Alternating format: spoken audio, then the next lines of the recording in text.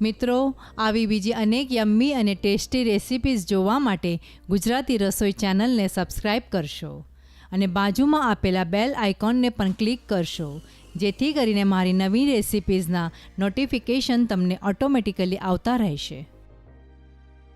હાલો friends, આજે આપણે ગુજરાતી ફરસાણ ફરસી પૂરી ઘરે બનાવીશું. આ ફરસી પૂરી ચા સાથે ખાવામાં ઘણી જ મજા આવે છે. તો ચાલો આપણે રેસીપીની તૈયારી કરીએ. આ માટે આપણે સૌથી પહેલાં પૂરી માટેનો લોટ તૈયાર કરીશું. એક બાઉલમાં 2 કપ ઘઉંના લોટમાં 2 ટેબલસ્પૂન રવો, 1 ટીસ્પૂન અજમો, 1 ટીસ્પૂન આખું જીરું, 1 ટીસ્પૂન કાળી મરીનો પાવડર, સ્વાદ પ્રમાણે થોડું મીઠું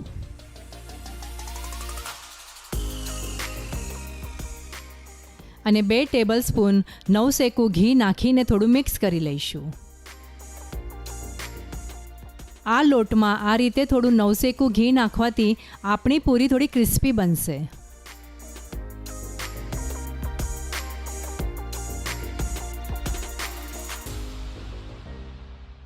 ત્યારબાદ એમાં આપણે નવશેકું પાણી ધીરે ધીરે નાખતા જઈશું.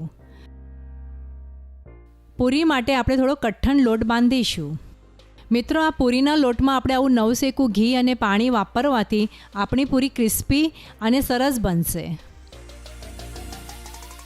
આ લોટને હવે આપણે થોડા હાથની મદદથી મસળી લઈશું. થોડું તેલ નાખીને આ લોટને હાથથી એક સરખું કરી લઈશું.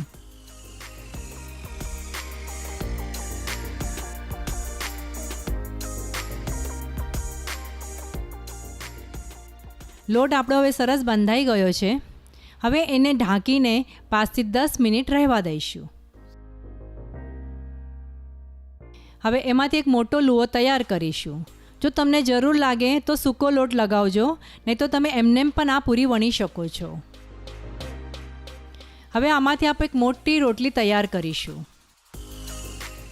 આ રોટલીને આપણે વધારે જાડી નહીં અને વધારે પાતળી નહીં, એ રીતે વણી લઈશું. હવે ફોકની મદદથી એને પ્રિક કરીશું, જેથી કરીને આપણી પૂરી ફૂલે નહીં. હવે પૂરી કટરની મદદથી નાની નાની પૂરીઓ કટ કરીશું.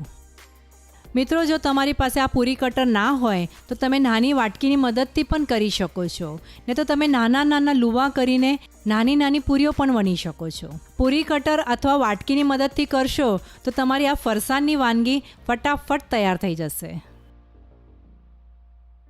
હવે આ પૂરીની આજુબાજુનો વધારાનો લોટ આપણે કાઢી લઈશું. પૂરી હવે એક સરખી કટ થઈને તૈયાર છે.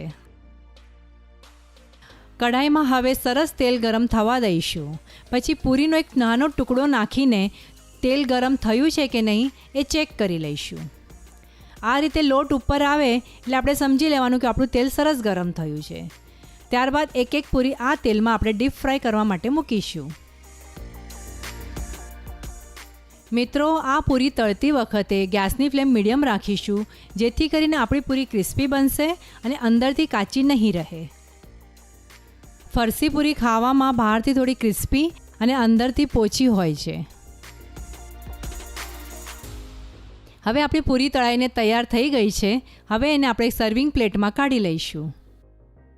ફરસી પૂરી તળાઈને હવે તૈયાર થઈ ગઈ છે. મિત્રો, આ ફરસી પૂરીનો તમે ચા સાથે આનંદ લેજો.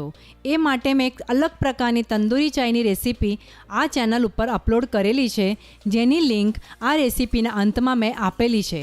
તો આ ફરસી પૂરી તંદૂરી ચા સાથે લો અને તમને કેવી લાગે છે એની કમેન્ટ જરૂર કરશો. હું તમારા કમેન્ટની રાહ જોઈશ.